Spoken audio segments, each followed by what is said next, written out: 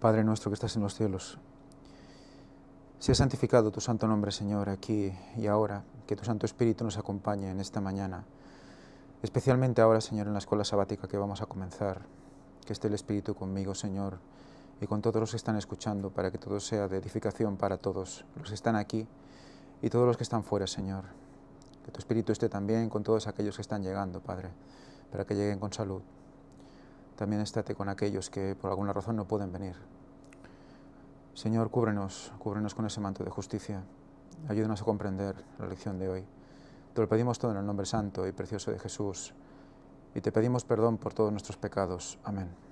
Amén.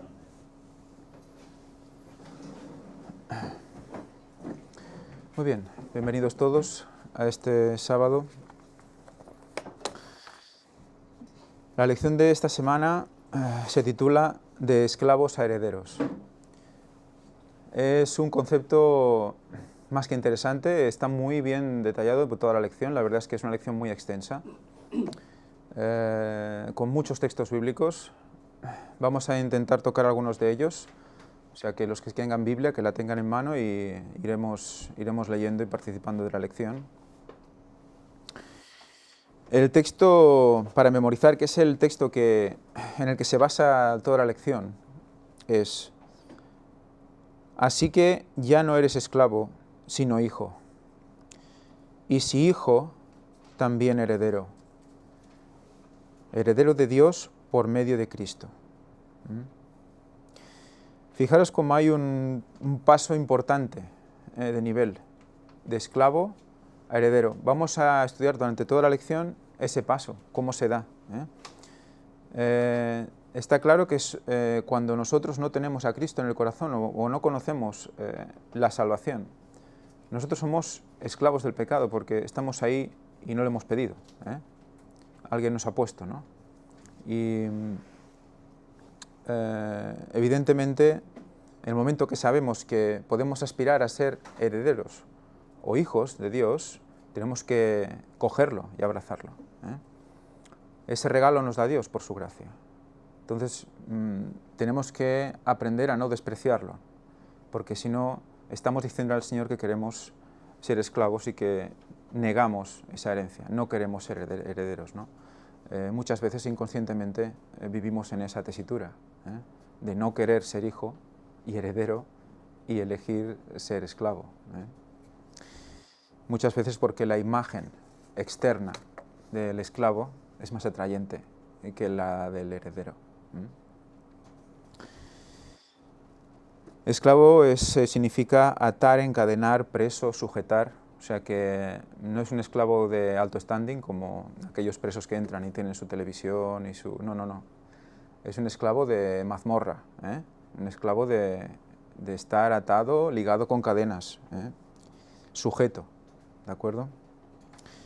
Y heredero, que es kleronomos, viene de la raíz klero, que significa partir o dividir, incluso muy concretamente y específicamente cuando tiras a la raíz del pan, dividir o partir el pan. Claro, y luego nomos también viene de nemo, que significa ley, pleito o repartir comida. O sea que está muy ligado a partir el pan. O sea que fijaros cuando no os viene a la cabeza todos los milagros de Cristo cuando parte el pan, ¿no? y de un cachito o de pocos cachitos pues alimenta a toda la multitud, ¿no? Pues con ese acto ya los está haciendo herederos, ¿no? Les está dando un mensaje de sois herederos, podéis ser hijos míos, hijos de Dios, ¿no? Y hermanos en Cristo. O sea que es muy bonito porque luego también en la última cena también tenemos la partición del pan, ¿no? También nos hace partícipes de su cuerpo y haciendo eso también nos hace herederos. O sea, fijaros como la misma palabra ya nos lleva a toda una serie de connotaciones y milagros que ya nos estaban diciendo eso, ¿no? Sois esclavos, vais a pasar a ser herederos, ¿no? Y por lo tanto, si eso también está ligado con la alimentación, con la reforma pro salud, con ser templado en la comida para que otros también puedan comer, ¿no? Si tú comes templado, otros tendrán más para comer, ¿no? O sea, todo eso está ligado a algo físico y también ligado a algo espiritual, ¿no? Y todo esto es por medio de Cristo. Muy bien. Vamos a leer lo del sábado, que habla de la experiencia de Martín Lutero. Dice, Pablo le dice a los Gálatas que no deberían vivir y actuar como esclavos, sino como hijos e hijas de Dios. Ya no solo no sentirse como tal, sino actuar como tal. Con todos los derechos y privilegios que eso implica. Una verdad que el joven Martín Lutero necesitaba escuchar. A medida que se profundizaban sus convicciones de pecado, Martín buscó obtener el perdón y la paz por sus propias obras. Llevaba una vida sumamente rigurosa, procurando mediante ayunos, vigilias y azotes someter los males de su naturaleza. Esto es muy interesante porque muchas veces nosotros, aún sabiendo que eso no nos va a dar algo a cambio, podemos caer en eso, ¿no? Decir, bueno, yo voy a ayunar un poco más, voy a hacer no sé qué más, voy a pegarme más caña para que porque tenga una respuesta, ¿no? Quizás a veces olvidamos el concepto de lo que es el ayuno y para qué sirve, ¿no? Pero la vida monástica no le trajo ningún alivio. Probó todos los sacrificios por los cuales pensaba que obtendría una pureza de corazón, que lo habilitaría para presentarse ante Dios aprobado. Más tarde, al mirar hacia atrás, reconoció que era un monje piadoso que seguía estrictamente las reglas de su orden, pero que aún así no encontraba paz interior. Sobre esto va a basar la lección. Sobre esto vamos a ver cómo los Gálatas seguían con esos rudimentos antiguos, seguían con las acciones, con los sacrificios, con toda una serie de ceremonias que no tenían sentido cuando ya Cristo había muerto y resucitado, ¿no? Si alguna vez un monje se pudiese ganar el cielo gracias al monasticismo, ese debería haber sido yo, dijo Martín Lutero. O sea, qué de cosas debió hacer Martín Lutero y cómo se le vio quedar el cuerpo al descubrir la justificación por la fe, ¿no?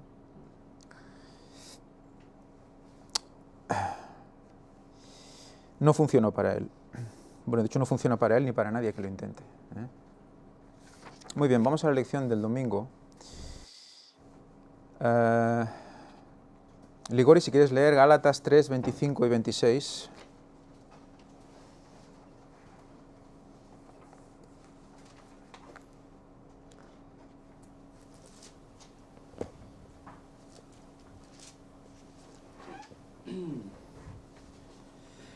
Pero venida la fe, ya no estamos bajo ayo, pues todos sois hijos de Dios por la fe en Cristo Jesús.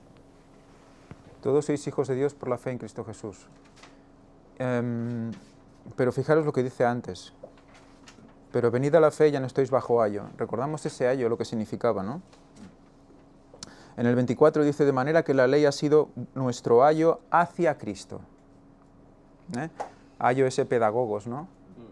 Esa persona del pueblo que se dedicaba a llevar a los jóvenes por buena dirección, ¿no? Hasta que fueran adultos, ¿no? A fin de que fuésemos justificados por la fe. O sea, que hay un camino a recorrer que la ley te lo marca para que seamos justificados por la fe. Fijaros cómo también podemos entender aquí lo siguiente. Dice, pero venida la fe, ya no estamos bajo ayo. O sea, viene la fe, entonces la ley ya no hay que cuidarla. Pues no, eso no es lo que nos está diciendo. Lo interesante de todo esto es cuando lo aplicamos a, tanto sea la ley moral como la ley ceremonial, vemos como las dos nos dirigen hacia lo mismo, ¿no? Nos dirigen hacia Cristo. Por lo tanto, las dos son ayos hacia Cristo. Por lo tanto, nos llevan a comprender el carácter de Cristo y a comprender la misión del Mesías cuando iba a llegar a la tierra, ¿no? Que eso es la verdad presente en el momento en que estamos en Gálatas, ¿no? Cuando Pablo está hablando aquí. Claro, es que realmente si no cumples la ley es muy difícil poder estar en sintonía con Cristo, ¿no? Porque es que quedas como, en fin, tus capacidades, ¿no? Tus capacidades quedan mermadas, con lo cual es muy difícil de establecer esa conexión pura, esa conexión directa y constante con Él, ¿no?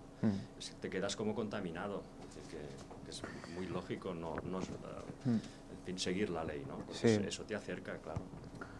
Dice Elena White que nosotros cumplimos los mandamientos porque Cristo cumplió los mandamientos. O sea, nosotros podemos cumplir la ley porque Cristo cumplió todos los mandamientos. O sea, que vemos como no es a la inversa, ¿no? no es que nosotros por cumplir los mandamientos vamos hacia Él, sino que Él hace que con nosotros cumplamos los mandamientos. O sea que es como, claro, no podemos, a través de su Santo Espíritu hace que nosotros sigamos los mandamientos. ¿Por qué? Porque Él ya lo hizo y como nosotros vivimos en Él, por eso lo podemos hacer. O sea, Él pone en nosotros el cumplimiento. Es que cumplir la ley también es darte cuenta de que es Él el que lo hace, por lo tanto, tener esta humildad para poder reconocer realmente de que tú no puedes nada, que es Él el que lo hace. Esto también es cumplir la ley, ¿no? El darte cuenta de estas cosas y es como, bueno, todo un pack, ¿no? Sí, recomiendo encarecidamente a aquellos que estén haciendo estudios bíblicos, cuando hagan el estudio de la ley, el estudio bíblico sobre la ley. Ese estudio realmente es muy completo y te ayuda a ver que realmente la ley es tan compleja, abarca tanto, que te das cuenta de que tú no la puedes cumplir, ¿no? Y que evidentemente si el Espíritu de Dios no está en ti, es imposible que eso suceda, ¿no? Pero bueno, eso sirve también para nosotros como un dispositivo de seguridad, ¿no? Cuando nosotros estamos actuando y vemos que algo no estamos haciendo que no está conforme a la ley, ¿qué nos está diciendo? ¿Hay que cumplir la ley? Sí, pero lo que nos está diciendo es que a lo mejor no estamos en comunión con Dios como deberíamos, ¿no? Entonces, ¿qué tenemos que hacer? ¿Ponernos más reglas? No. Tenemos que hacer es arrodillarnos y buscar al Señor para que esa ley, en la próxima, pues nosotros la podemos pasar con tranquilidad, ¿no? Ese es el proceso, ¿no? O sea, no machacarse más y pegarse más caña en ese sentido, sino decir, bueno, tengo que arrodillarme más, tengo que ponerme más bajo su lucha, bajo su camino, para así poder sentirme más cerca de Él. Porque cuando tú cumples la ley te sientes cerca de Él. Cuando ves que has hecho lo correcto y no sabes exactamente tampoco muy bien cómo es que lo has hecho, ¿no? Simplemente te salió bien y dices, gracias Señor, ¿no? Porque ahí eso quiere decir, es como un dispositivo de seguridad, ¿no? Te avisa de cómo está yendo la cosa.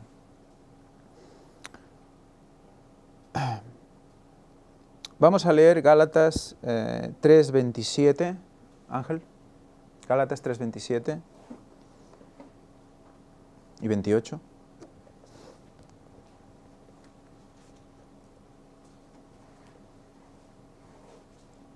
Porque todos los que habéis sido bautizados en Cristo, os habéis revestido de Cristo.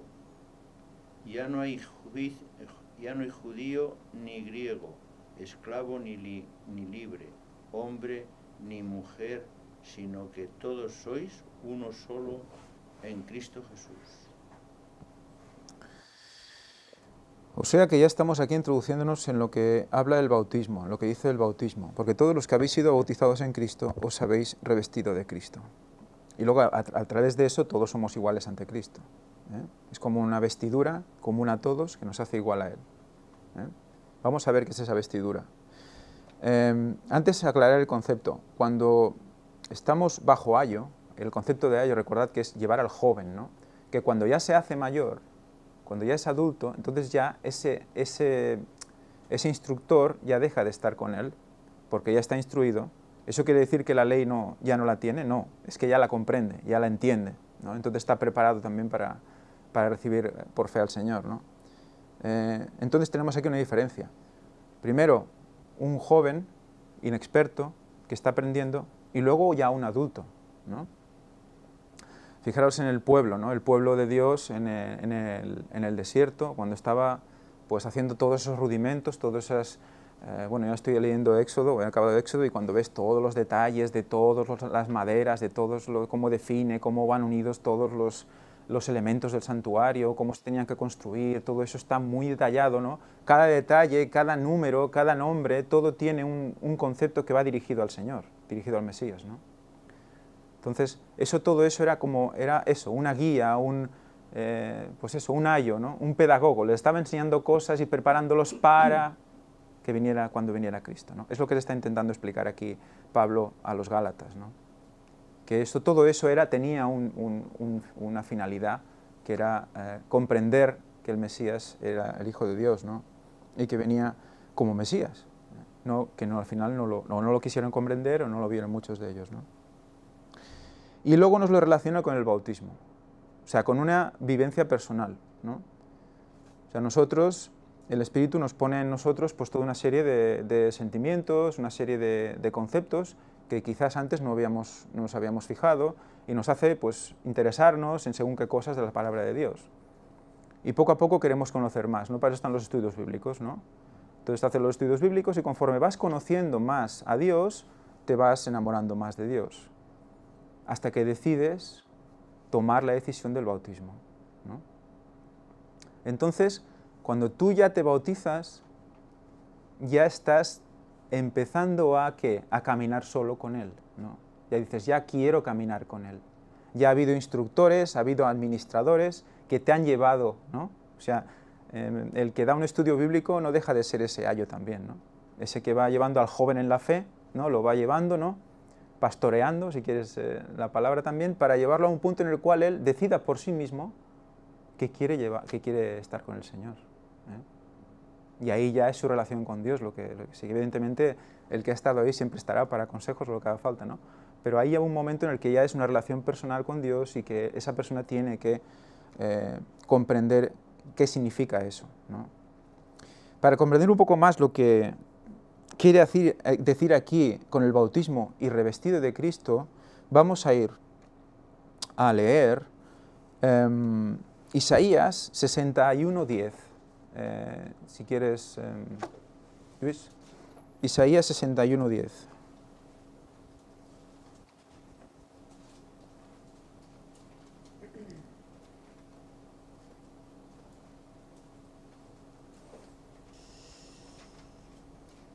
En gran manera me gozaré en Jehová, mi alma se alegrará en mi Dios, porque me vistió con vestiduras de salvación, me rodeó de manto de justicia, como a novio me atavió, y como a novia adornada con sus joyas. Vistió y envolvió. Eso es revestir, ¿verdad? Fijaros el concepto, o sea, como si fuera un novio o una novia. Por lo tanto, ¿preparados para qué? Para la boda. O sea que el bautismo está, ¿qué? Emulando esa boda de ti mismo con Cristo. Una boda para siempre con Él, ¿eh? Es un concepto muy interesante porque ya está ligando el bautismo con una unión que va a hacer que tú estés dentro de Cristo, revestido de su justicia, de su manto de justicia, para que luego sea el Señor, Dios Padre, que solo vea a Cristo, no te vea a ti, ¿no? Por eso es tan importante el bautismo. Muchas veces decimos, bueno, ¿por qué hace falta bautizarse? Yo ya creo todo lo que Dios dice. Yo ya entiendo toda la ley, ya sé lo que... ¿Por qué me tengo que bautizar? Bueno, porque haciendo eso, entonces tienes acceso a estar revestido por el manto de justicia. Cuando tú realmente dices, no, yo me quiero casar con Dios, con Cristo, entonces es cuando el Señor ve solo a Cristo. Por eso el que no se bautiza no tiene acceso al libro de la vida ni al cielo, una vez sabe la verdad, ¿no? O sea, fijaros lo interesante de esto. Por eso es necesario el bautismo, ¿eh? Luego hay otra cosa en el bautismo que es muy interesante también. Vamos a leer 1 de Pedro 3, 20 y 21.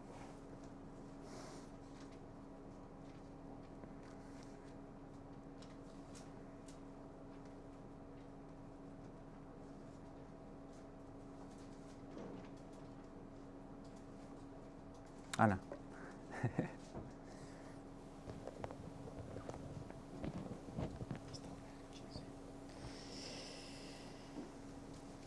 Los que en otro tiempo desobedecieron, cuando una vez esperaba la paciencia de Dios en los días de Noé, mientras se preparaba el arca, en la cual pocas personas, es decir, 8, fueron salvadas por agua.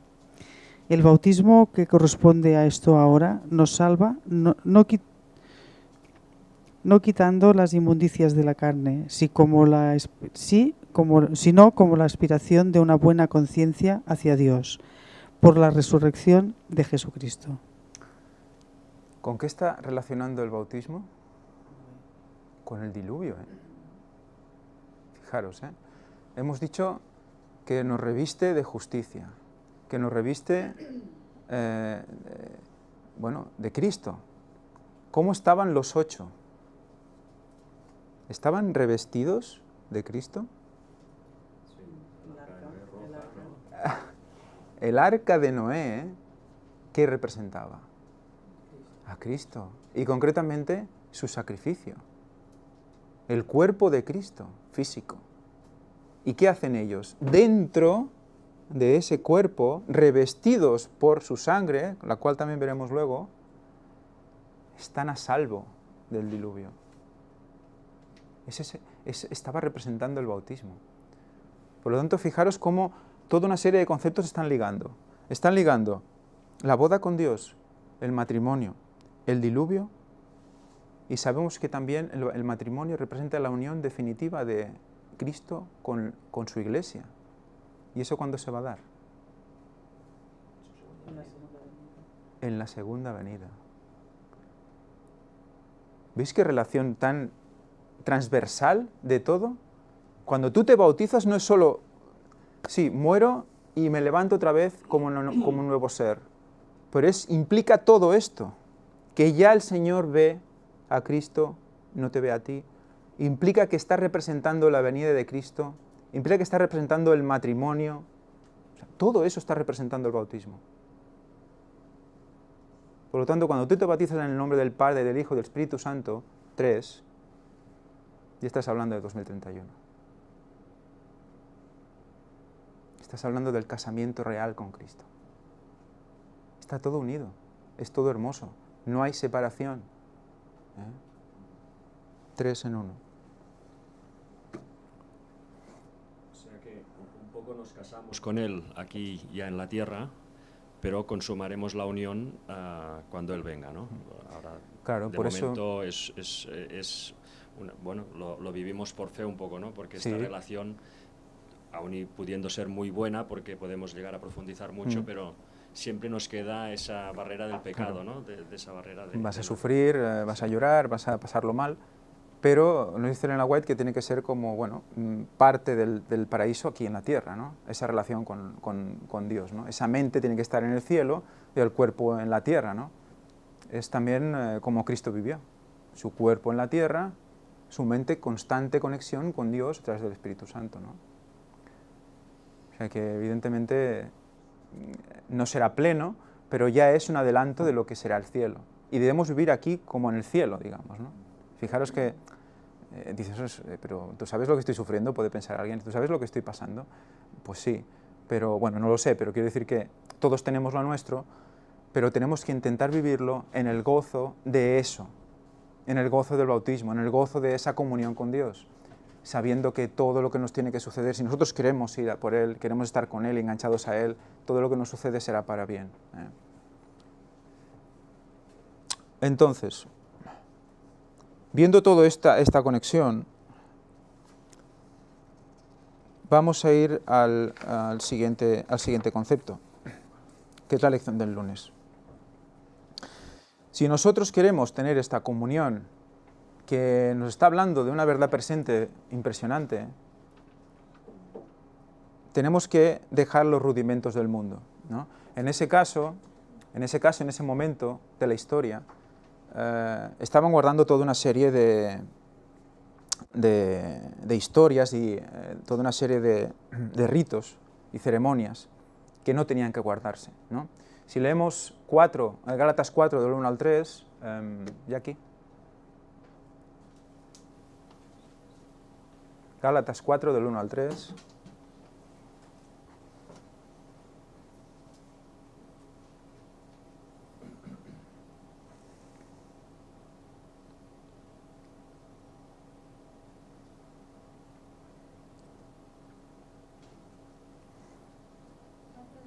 Sí.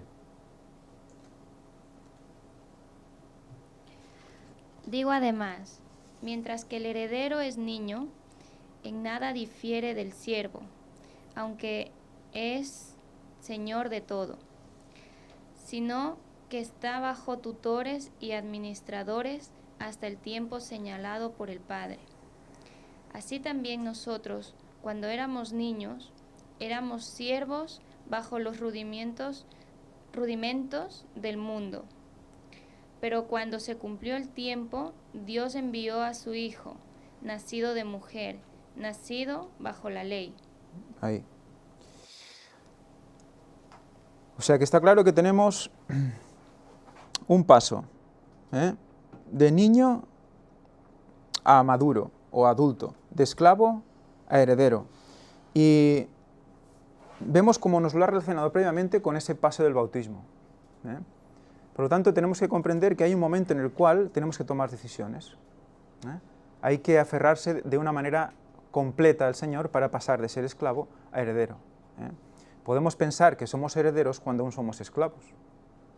Por lo tanto, todo lo que hagamos a favor de estar con Dios va a ponernos en situación de recibir la verdad presente, que hemos visto que es lo que realmente Pablo quiere hacer entender aquí a los Gálatas, que si no entienden la verdad presente, si no conocen eso, van a seguir siendo esclavos.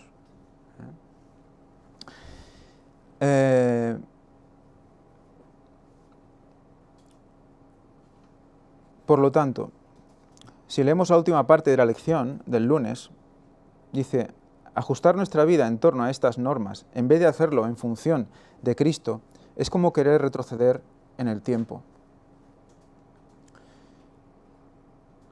Para los Gálatas, regresar a esos elementos básicos después de que Cristo ya había venido era como si el hijo adulto, en la analogía de Pablo, quisiera volver a ser menor.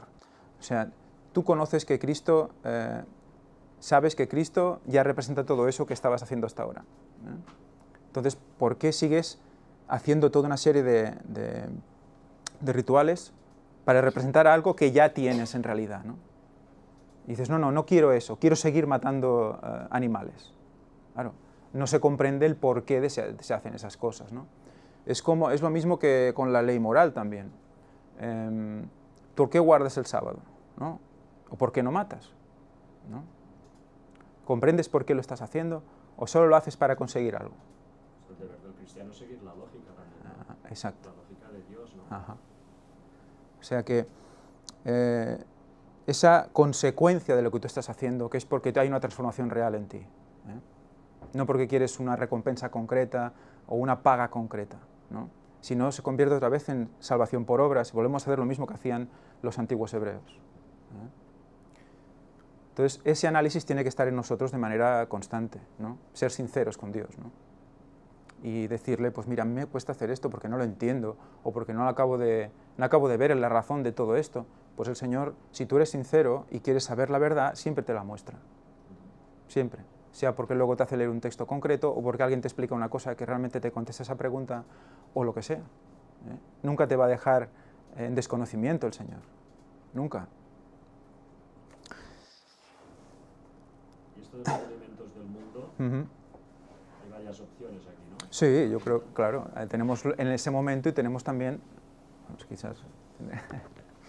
Sí, esto que en la expresión rudimentos del mundo, que parece que hay como varios significados, ¿no? Bueno, a nivel actual también podríamos ponerlo, ya no porque las cosas del mundo tipifiquen al Señor, sino porque los rudimentos del mundo hacen que te apartes del Señor y tampoco lo conozcas como ellos tampoco lo conocían, ¿no? En ese momento era su prueba, ¿no? Ahora nosotros tenemos otra prueba,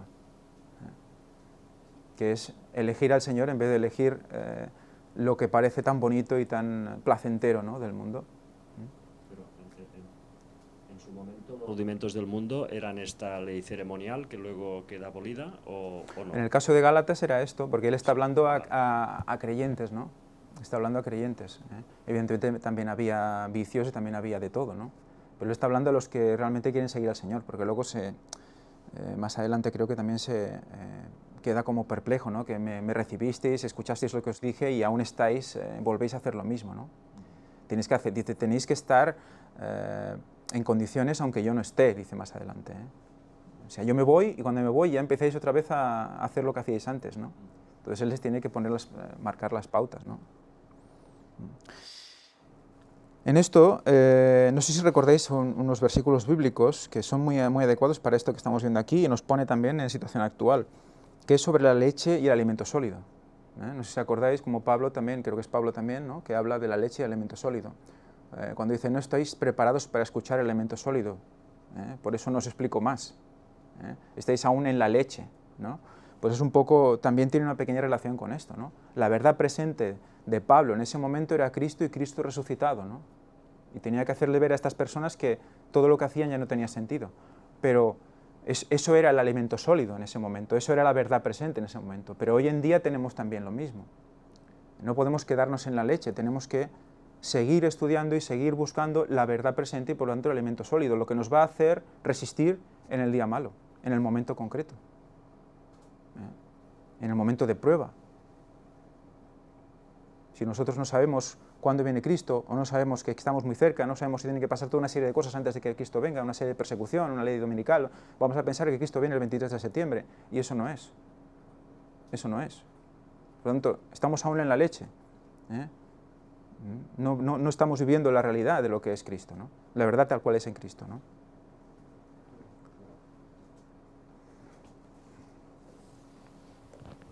Además, ahora estamos en un momento especialmente importante de no perder ninguna sábada en cada lavado, ¿no? Porque es que con todo lo que está pasando en el mundo, cada pequeña verdad que podrías acceder y decides no hacerlo, cada vez te será más difícil de reconectar, ¿no? Porque es que la presión que hay en el entorno está siendo tan fuerte que es especial. Bueno, siempre lo debe haber sido, pero es que hoy en día es fundamental no perderse ni un paso, ¿no? Porque es que, claro, estamos en una fase que es el sellamiento.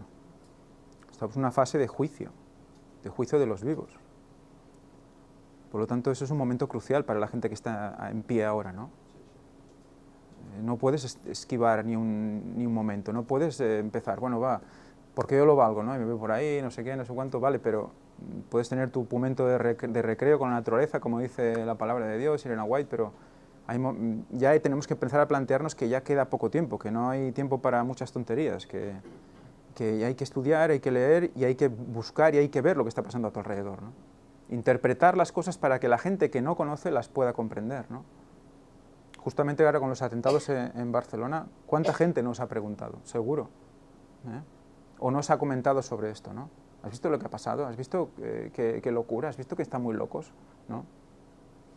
Y claro, tú sabes por qué está pasando eso. Entonces, te sientes como obligado, ¿no? A decirle, oye, esto tiene una explicación, ¿no? Hay una agenda que se está cumpliendo con todo esto. Y bueno, las palabras luego las pondrá el Espíritu Santo, pero hay que intentarlo, ¿no? Pero lo triste con esto, como decíamos, que nosotros tenemos que estar atentos a cada uno de los pasos que se está dando de parte del enemigo, porque si no también nos perdemos. Pero lo triste es que los que deberían de estar dando este mensaje y diciendo lo que realmente está pasando y no haciendo lo que toda la corriente está diciendo, son los mismos adventistas del séptimo día, porque tenemos la profecía, tenemos la palabra de Dios y el espíritu de profecía ahí desde hace muchos años diciéndonos lo que va pasando, y hoy lo estamos viendo con nuestros ojos, pero es triste ver que la iglesia adventista lo único que sale a decir en sus comunicados oficiales es que oremos por la paz, que estemos unidos, que esto no se puede permitir, o sea, en el mismo discurso del Papa. Entonces, ¿a dónde están llevando a las demás personas que supuestamente quieren seguir lo de Dios? Totalmente al ecumenismo, totalmente a estar de parte de lo que el Vaticano quiere, que el mundo esté unido en ese mismo sentir, que es el falso. Ecumenismo de la sangre. Es el ecumenismo de la sangre, exactamente. Todos tenemos un enemigo común. Entonces, ese es el concepto, sí. Da mucha rabia porque tanta información, tanto que se nos ha dado, tanta luz que hemos recibido, que hoy en día eso se ha puesto totalmente aparte y entonces el pueblo está pereciendo por falta de conocimiento. Sí. Vamos a pasar a la lección del martes. Pero hay otra cuestión aún añadir a lo que está diciendo Fanny. Esta semana precisamente he hablado con alguien de Estados Unidos y me ha dicho que hay algunos de estos pastores mediáticos, de los cuales ya os podéis imaginar los nombres, que están hablando de lo que ha sucedido en Barcelona y ya prácticamente como un anuncio del fin del mundo. O sea que eso de esperar a Cristo más tarde, pues ya como que no. Todo se avecina, todo es muy rápido lo citan añadiendo, como no, los escritos de lenguaje y textos bíblicos, pero en un contexto de situación ya extrema, de que esto no va a durar ya apenas nada, que es imposible. Y claro, fijaos, entonces, ¿a quién están anunciando? ¿Qué venida están anunciando? ¿La del auténtico Señor o la del que vendrá antes haciéndose pasar por él? Porque de eso no dicen ni mu, nada. Ya veis los dos extremos, ¿eh? Es una desgracia absoluta. Se olvidan de la ley dominical, se olvidan de la persecución, se olvidan de absolutamente todo. Y puede venir pues cuando menos te lo esperas, como ladrón en la noche, ¿no? Pues nos va a sorprender como ladrón, sí, a todos los que no estemos atentos a todo eso. Está escrito, el mismo 2 Tesalonicenses, creo que es 2, lo explica claramente. Si sigues leyendo, te dice que los que estén atentos no van a ser sorprendidos. O sea que no podemos estar... Y ahí la importancia de Daniel 11 del 40 al 45. Nos está marcando lo que está pasando y nos está marcando cada acontecimiento en el orden que deben de ir. Entonces, si la interpretación se hace como la mayor parte de la iglesia lo hace, ya sea de los liberales o de los que van supuestamente con la reforma, nos perdemos. Nos perdemos y no sabemos en qué momento de la historia estamos. Lo estamos viviendo. Porque Cada cosa que pasa. Interpretan espiritual. Exactamente. La tierra gloriosa, exacto. Toda esa interpretación espiritualista nos está poniendo a recibir realmente al otro, no en el marco que debemos de estar. Lamentablemente, está ciega las personas porque lo estamos viendo entre nuestros ojos, pero no se quiere ver. Es increíble cómo, estando tan claro que tiene que haber una venida previa antes de la venida correcta, Satanás está intentando ocultar esa primera venida, cambiarla, o sea, eliminarla, para que se crean que es la segunda. Y una cosa que parecía tan clara, digo, no me creo que la gente se lo esté tragando. Están diciendo que ya espiritualmente está aquí, ya llegó la bestia, el falso Mesías ya está aquí, a nivel espiritual, en el concepto del Vaticano y tal, ya está aquí, y ya está pisando la tierra, en la persona del Papa, y por lo tanto ya Cristo puede venir en cualquier momento. Entonces, ¿cómo vamos a estar preparados? ¿Cómo vamos a identificar cuando dice que va a permitir el Señor que imite la venida de Cristo? Que la imite, con todas esas agentes, especie de naves, o vete a saber tú qué va a traer, que se va a presentar ahí con decenas de millares, no santas. ¿Y qué? Dirán, uy, ¿y esto qué es, no? ¿No es esto la venida del Señor? Pero es impresionante, porque eso los va a llevar al domingo, y cómo es posible que estemos pensando en todo eso, ¿no? O sea que, cuando dicen que engañarán incluso a los mismos escogidos, es que, dices, no puede ser, pero es que cuando ya se empieza a negar parte de la verdad presente, ya el velo empieza a correrse otra vez. Ese velo que se había descorrido para que podamos interpretar, vivir la vida diaria conforme a la profecía, se vuelve a correr y ya seguimos a la mayoría en manada, ¿no? Es realmente problemático, Pero bueno, vamos a seguir con lo que debemos comprender también para que eso no nos pase. Aquí nos habla de que en el 4:4, pero cuando vino la plenitud del tiempo, Dios envió a su Hijo, nacido de mujer, nacido bajo la ley. O sea, que lo envió porque le dijo, voy a enviarlo. Porque, ¿no? Porque he visto que, voy a enviarlo ahora porque veo que está la cosa chunga. No. ¿Qué dice aquí? ¿Qué? Cuando vino la plenitud del tiempo. El cumplimiento. En otras versiones. O sea, el tiempo fue cumplido y entonces vino. Como estaba profetizado en Daniel 9, 24 a 27. Vino cuando tenía que venir. Elena White, creo que es en Cristo en su santuario, o alguno de estos libros así, cortitos, no recuerdo cuál es, dice que la primera venida de Cristo es digamos, un aviso, una copia de cómo será la segunda venida de Cristo. Los fariseos, que eran el pueblo, los dirigentes, no se enteraron o no quisieron verlo. En cambio, los pastorcillos humildes estaban ahí porque sabían que tenía que estar cerca, estaban mirando al cielo y diciendo, está cerca, y entonces es cuando se manifiesta el ángel a ellos, ¿no? Hay un cuarto ángel también que está haciendo lo mismo.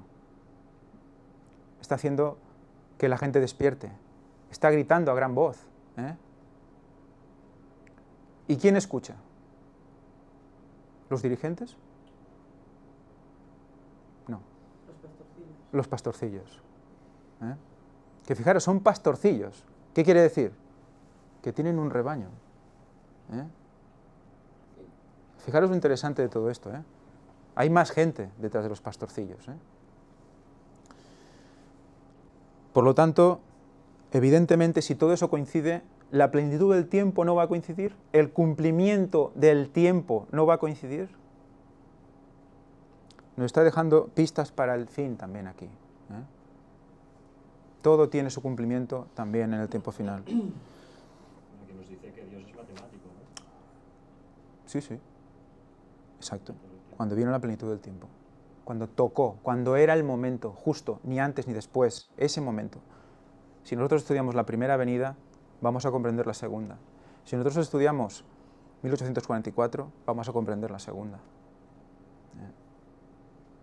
O sea, todo eso es siempre preparar al pueblo del tiempo concreto con la verdad presente para su momento. Y ahora tenemos todo lo que ha vivido el pueblo detrás para poder interpretarlo y poder tenerlo en nuestras manos. Y la historia se va a repetir. Es lo que antes estábamos comentando, ¿no? Salomón lo dijo, no hay nada nuevo debajo del sol, ¿no? El Señor preparó el terreno para la venida de Cristo. ¿En qué consistía? Pues que tenía que haber un imperio que pusiera una paz mundial,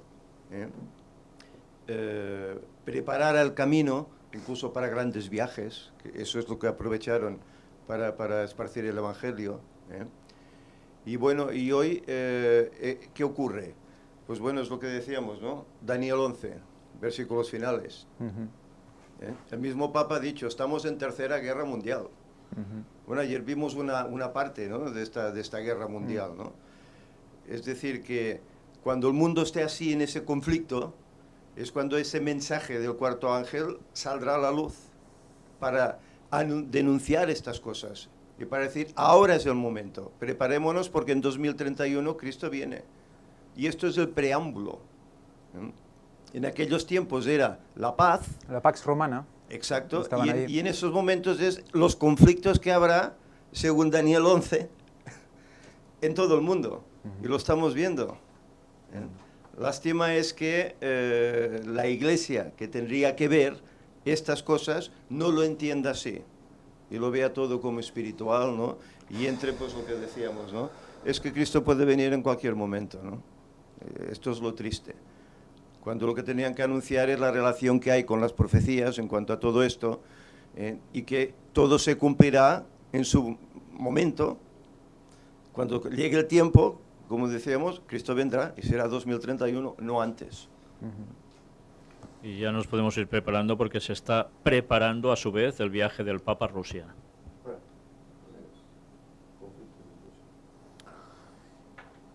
Cuando sabemos el papel de Rusia y China en la profecía, justamente. Muy bien. Vamos a seguir. Vamos a recordar una cosa. La lección nos recuerda, nos hace una pregunta. ¿Por qué Cristo tuvo que tomar nuestra humanidad para redimirnos? ¿Alguien se ha hecho alguna vez esa pregunta? Acepto respuestas. ¿Por qué Cristo tuvo que tomar la humanidad para redimirnos? Bueno, un motivo podría ser porque, en fin, para rescatar a un esclavo, solo podía pagar el precio por ese esclavo un pariente, ¿no? Y entonces, quizá de ahí la importancia de hacerse humano, ¿no? Podría ser una razón. Claro, la paga del pecado es muerte, ¿no? ¿Quién va a morir? Dios, como divinidad, no puede morir. Un hombre, sí, puede morir. Entonces, él tenía que hacerse humano para morir. Y dices, bueno, entonces cualquier hombre podía haber servido para morir.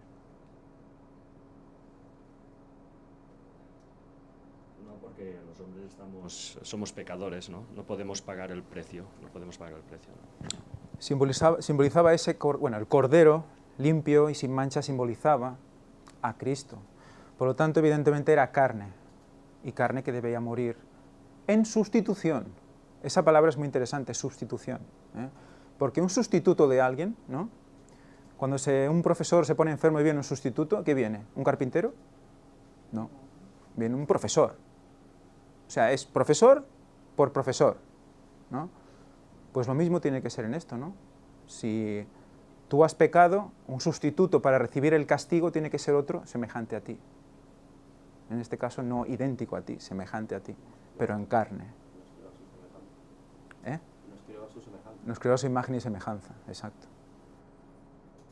O sea, carne de pecado. Esa carne tenía que recibir. Otra cosa es interesante. ¿Cómo se hubiera llevado el pecado al cielo cuando la divinidad no puede tocar el pecado? La divinidad no puede tener el pecado ni nada, cerca, no puede ni mirarlo. Fijaros que hasta qué punto el Padre se aparta la vista del Hijo cuando tiene todo el pecado encima, ¿no? Entonces, ¿qué receptáculo tenía que llevar el pecado? Absorber ese pecado. Carne. La carne. Por eso ahora entendemos toda la lección, toda la Biblia cuando habla, ¿no?, de la carne, o el pecado de la carne, o la carne de pecado, ¿no? Él tiene que venir en carne, para recibir el pecado. Y ser elevado, y la gente verlo, como esa serpiente de bronce que se levantó en el desierto, que dice que era lo que simbolizaba la carne de semejanza de pecado. Dice Elena White. Carne de semejanza de pecado. Porque había pecado en él. No. Recibió como carnal, como la parte carnal, recibió todo ese pecado. Y en su sangre estaba todo ese pecado. Y es lo que fue llevado al templo celestial, al santuario celestial. O sea, fue la que recibió todo ese pecado. Que era la sangre que, recordáis, que se echaba en el arca una vez al año. En la parte derecha del arca se echaba la sangre, mirando hacia ella.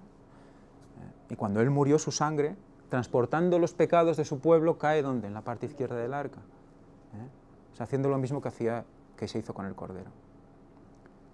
Entendemos cómo nos compra por el redimir, como dice él, redimir es volver a comprar, o sea, comprar otra vez. Entonces, comprar otra vez, ¿por qué? Porque ya éramos suyos. ¿Cuándo éramos suyos? ¿Cuándo nos hizo suyos por primera vez? Cuando nos creó. Somos suyos por creación. Y también somos redimidos, o sea, comprados otra vez, ¿no? Por redención también somos suyos. Pues somos comprados por su sangre. Su muerte y su sangre es la que nos limpia, porque el pecado, como queda en esa sangre, nos limpia. ¿Por qué nos limpia? Porque se lleva nuestro pecado con ella. Es muy interesante todo esto. Entonces, Cristo sigue poniendo su sangre en el propiciatorio del cielo, digamos.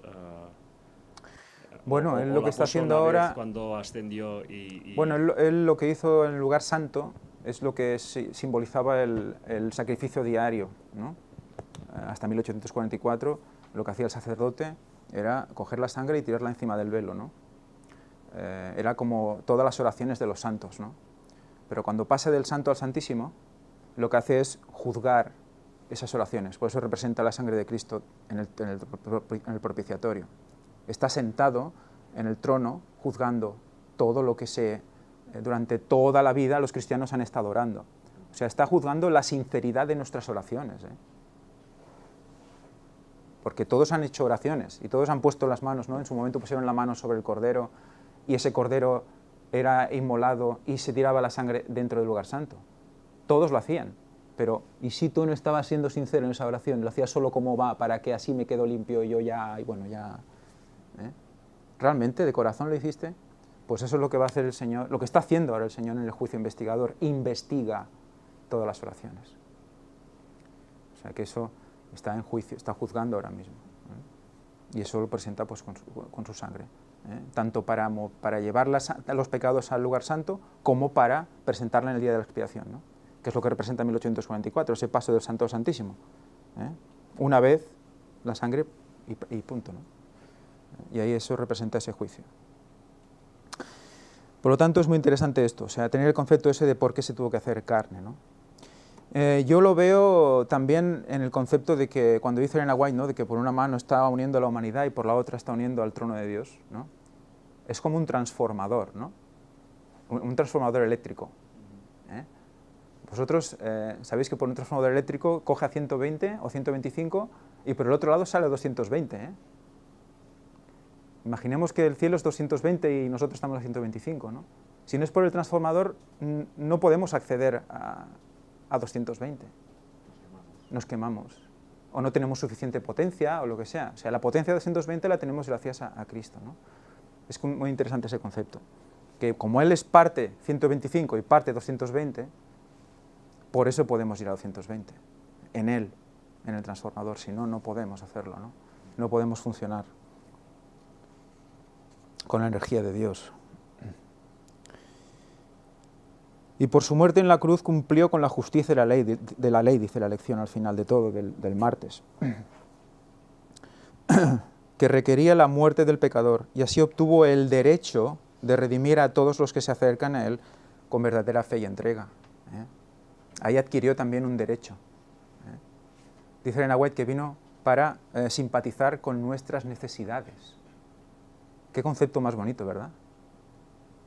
O sea, viene para simpatizar con nuestras necesidades, de a ver qué está sintiendo este hombre o esta mujer. Él era capaz de saberlo, mediante el Espíritu Santo, sabía y sufrió todas nuestras enfermedades así. Es realmente precioso.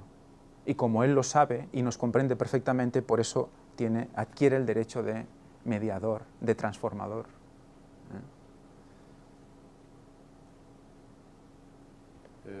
Él no miró a la humanidad como Dios, sino que la miró como hombre, la vivió. Sí. ¿No? Por eso nos entiende perfectamente. Y es por esa razón pues, que tenemos acceso ahora al trono, por esa experiencia que Él vivió, por todo lo que hizo. Porque tal como hemos dicho en varias ocasiones, ¿no? Dios ve en nuestra oración sincera, en nuestro arrepentimiento, ve el sacrificio de Cristo y lo que Él ha hecho por nosotros. Y luego nos atiende, nos perdona. Pero siempre por Cristo. Exacto. Si Cristo no está ahí, de nada te sirve las buenas obras, las muchas oraciones, el mucho leer la Biblia, no te sirve de nada si Cristo no está ahí. Es por Él. Si no está puesto el transformador, no podemos ir nunca a 220. Aquí está. Y lo bueno es que todos vamos a 220, todos vamos igual, no va uno a 250 y otro a 210, no, todos somos iguales por esa transformación. Y coherederos, ¿no? Por eso la lección, ¿no? Pasamos de ser esclavos de una energía que no tira a ser coherederos con Cristo, ¿no? Disfrutar de esos 220, ¿no? Es muy interesante. Y eso, como vemos en Efesios 1.5, ¿quién es el siguiente?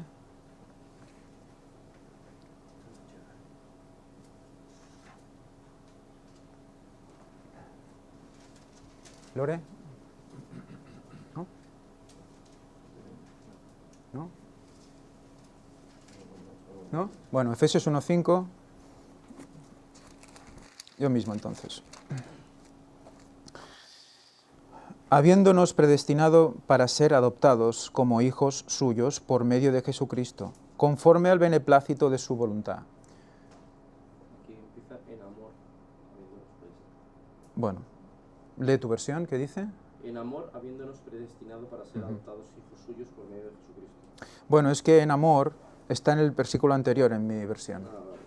Lo deben haber cortado en lugares diferentes. Pero en todo caso lo que me interesa es esto, habiéndonos predestinado.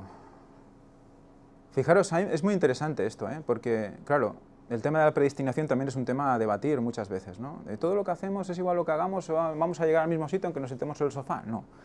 Aquí la idea es, predestinados en Cristo, en Él. O sea, en el momento que nosotros asumimos el bautismo, asumimos lo que significa la transformación, pues entonces ya somos coherederos, predestinados a ser coherederos. En Él solo hay una predestinación posible, la salvación, no hay otra. En Él no hay otra, o sea, no hay otro final diferente, no puede haber otro. Lo mismo que sin Él. La perdición no puede haber otro, no hay un término medio.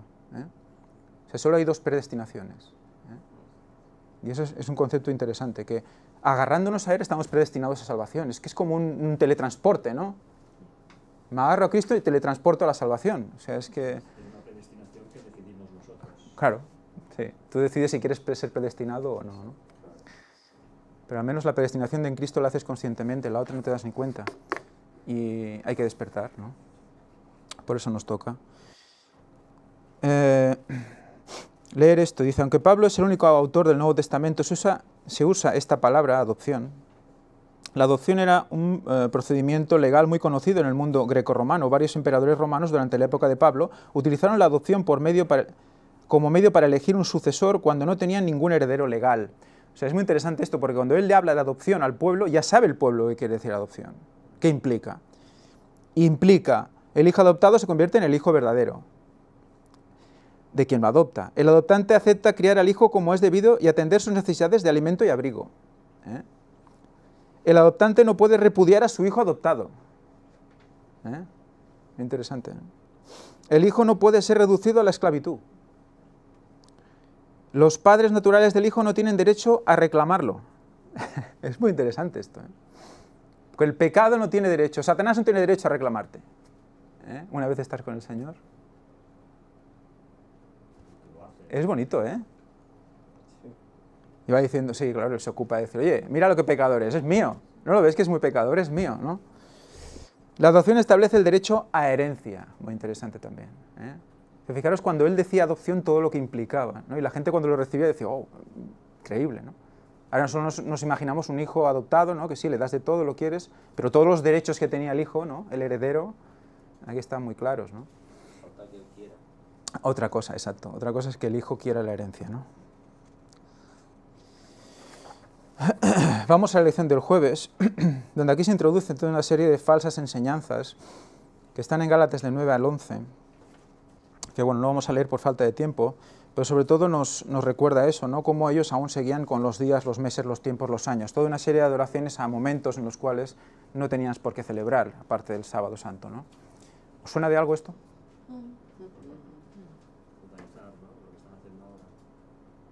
¿Hay Gálatas hoy en día?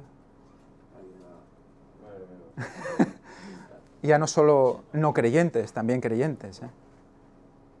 Pero no sé quién quería hablar.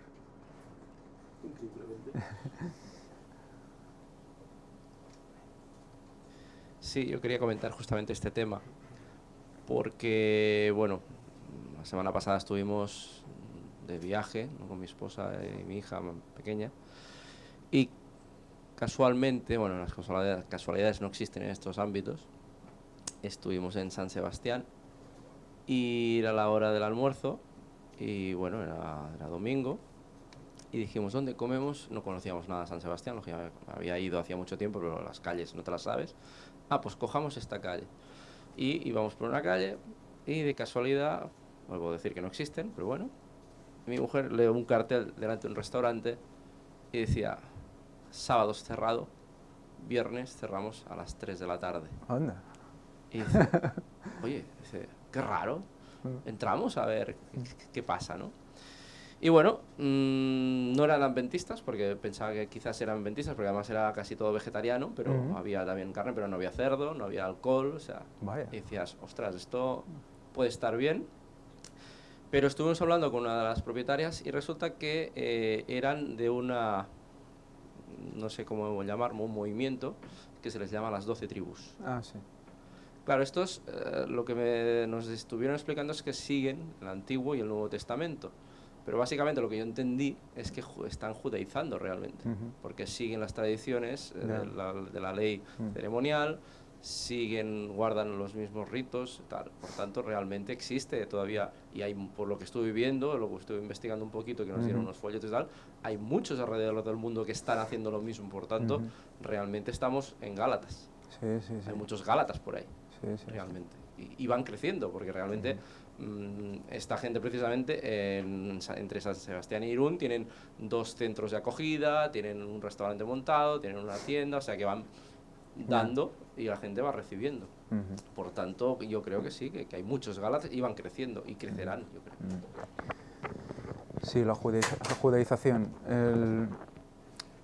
También hay que tener en cuenta otro aspecto, y es que somos gálatas también cuando vamos introduciendo festividades paganas, ¿no? Cuando celebramos el fin de año, la Navidad, el no sé qué, no sé cuánto, al final estamos haciendo cosas que no tenemos que celebrar, ¿no? Días, meses, años, ¿no? Entonces, todo eso también tiene que tener tiene algo en cuenta aquí, ¿no? Dice el comentario bíblico, que aquí dice si la observancia del sábado semanal, porque aquí la historia es que mucha gente dice los días, los meses, los años y los tiempos, entonces los sábados no hay que guardarlos. Por aquí estaba acusando a los gálatas de que estaban guardando los días. ¿Tiene que ver eso con los sábados? Evidentemente no, sabiendo a lo que se dedicaban los gálatas. Dice, si la observancia del sábado semanal somete a esclavitud a un ser humano, porque está hablando de la esclavitud de todo esto, ¿no? Entonces el mismo Creador se sometió a esa esclavitud cuando observó el primer sábado que hubo en el mundo, ¿no? El primer sábado de la creación, él lo observó y era esclavo de ¿qué? No tiene sentido, ¿no? Luego, para finalizar, vamos a leer el viernes. Vamos a leer el viernes la cita de Elena White. No sé si alguien quiere decir algo, creo que sí. Hay aquí, abajo de todo, sí, la primera pregunta. ¿Puede haber algunas prácticas en el adventismo del séptimo día que nos estén quitando la libertad que tenemos en Cristo? No. Bueno, solo hay que analizar qué mensaje se predica, qué mensaje se vive, hasta dónde han llegado, ¿están actualizados o están estancados? No, predicar es una práctica, evidentemente predicar es una práctica, evangelizar es una práctica, si no practicas bien, pues... Claro. Es decir, que esto quiere decir pues que en parte, bueno, a ver, también hay iglesias que están viviendo estas fiestas, ¿eh? Concretamente cuando estábamos allá, teníamos de vez en cuando algún pastor que le gustaba practicar fiestas judías, ¿eh? Que claro, decías, bueno, ¿y eso qué razón tiene, ¿no? Cuando ya esto ya ha pasado la historia, ¿no? No, hay una tendencia humana a esto, es curioso. Pero que aparte de esto es más el tema doctrinal, ¿no? Que no se ha avanzado y parece que se han estancado, ¿no? Sí. En aquellas cosas de antaño, cuando hoy el tiempo en que estamos requiere un mensaje distinto. Es un acomodamiento, ¿no? También el hecho de la leche y el alimento sólido es muy interesante, porque la leche se puede tragar sin masticar. Solo hace falta que te la engullas y ya está. Pero un alimento sólido tienes que morder, tienes que masticar, ensalivar, tienes que tragar, tienes que digerirlo, tienes toda una serie de cosas. Entonces implica más trabajo, más voluntad para hacerlo, ¿no? Entonces todo eso también tiene una connotación importante con el cuerpo, ¿no? Si no comes sólido, no vas bien, ¿no? Vamos para acabar a leer la cita de Elena White del viernes. Dice, en el concilio del cielo se hizo provisión para que los hombres, aunque fueran transgresores, no perecieran en su desobediencia. Anda. Hay esperanza, ¿eh? En el concilio del cielo se hizo provisión para que los hombres, aunque fueran transgresores, no perecieran en su desobediencia, sino que mediante la fe en Cristo como su sustituto y garantía, pudieran llegar a ser los elegidos de Dios. Dios quiere que todos los hombres se salven, porque se ha hecho una amplia provisión para pagar el rescate del hombre mediante su Hijo unigénito. Aquellos que perezcan, perecerán porque rehusarán ser adoptados como hijos de Dios a través de Jesucristo. No quiero salvarme. Pero, ¿cómo?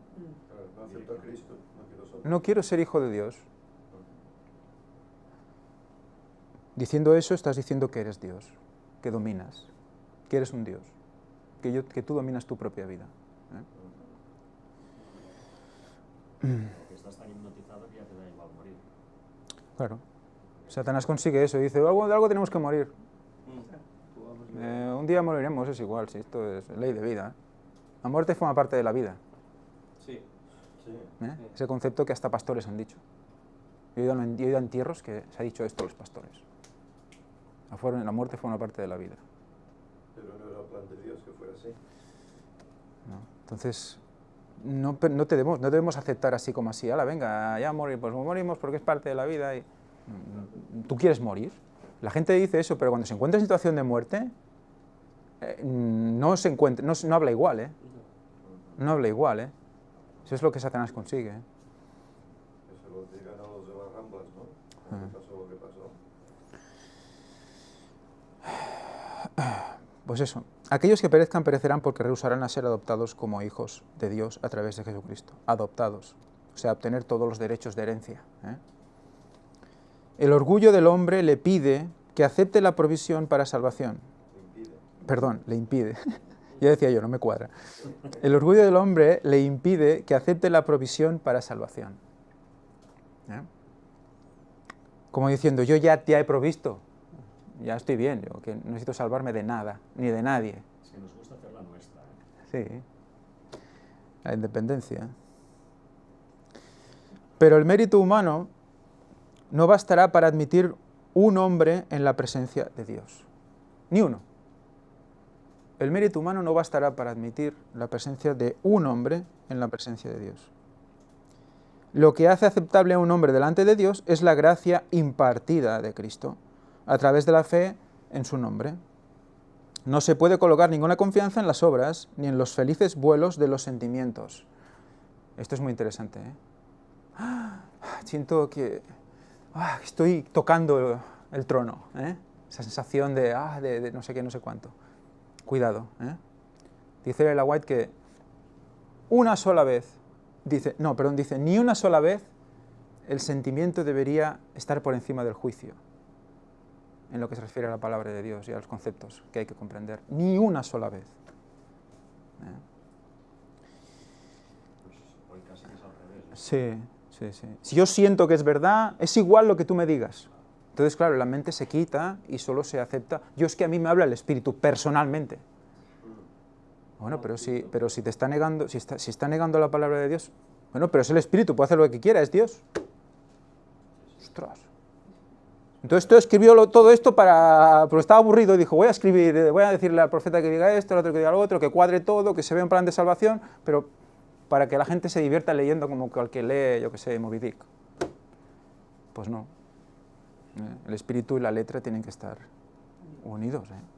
Por eso la mente y el espíritu. La mente debe estar analizando lo que ve constantemente, lo que siente.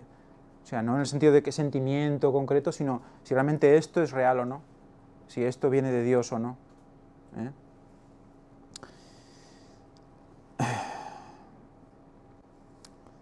No se puede colocar ninguna confianza en las obras, ya lo he dicho, ni en los felices vuelos de los sentimientos, como evidencia de que los hombres han sido elegidos por Dios, porque los elegidos lo son a través de Cristo, ¿eh?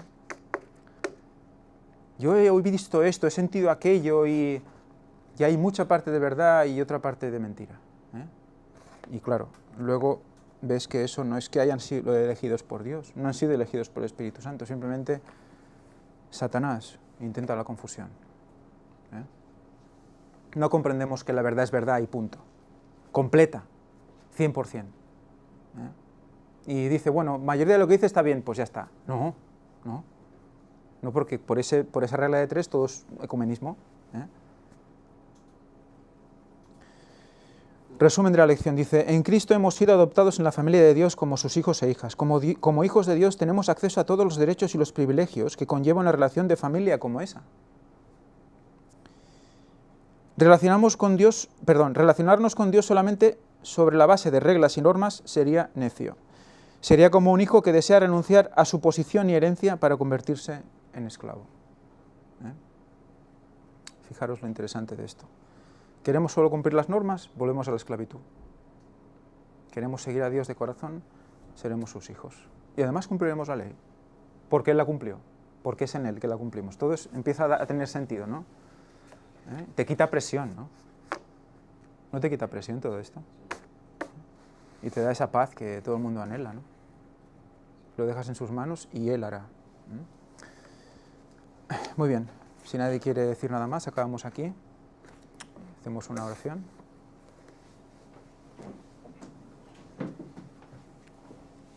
Josep, vols fer-la, si us plau?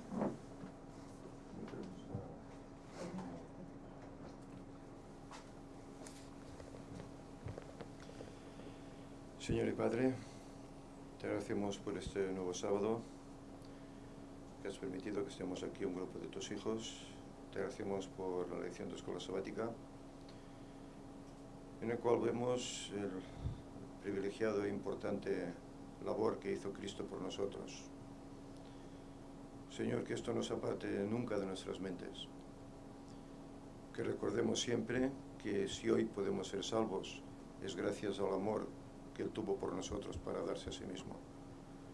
Que no te defraudemos, que hagamos tu voluntad, siguiendo todos tus designios, Señor. Y que de esta forma también aprovechemos el tiempo para compartir con otros estas importantes verdades para hoy que no conocen. El mundo está convulsionado y se busca una paz que solo tú puedes dar, pero no ahora, sino cuando vengas a buscarnos. Que las gentes lo sepan para que vivan también esta esperanza. Ayúdanos pues a ser esos portadores de luz, que llevemos esperanza a este mundo. Y Señor, despierta a tu pueblo para que entienda, para que vea el mensaje de hoy, los momentos que vivimos. No durmamos, no seamos tibios. Guárdanos, Señor, y ayúdanos a mejorar en ese aspecto para acercarnos más a ti. Prepáranos ahora para el sermón que vendrá y ayúdanos, Señor, a guardar tu santo sábado. En nombre de Jesús te lo pedimos. Amén. Amén.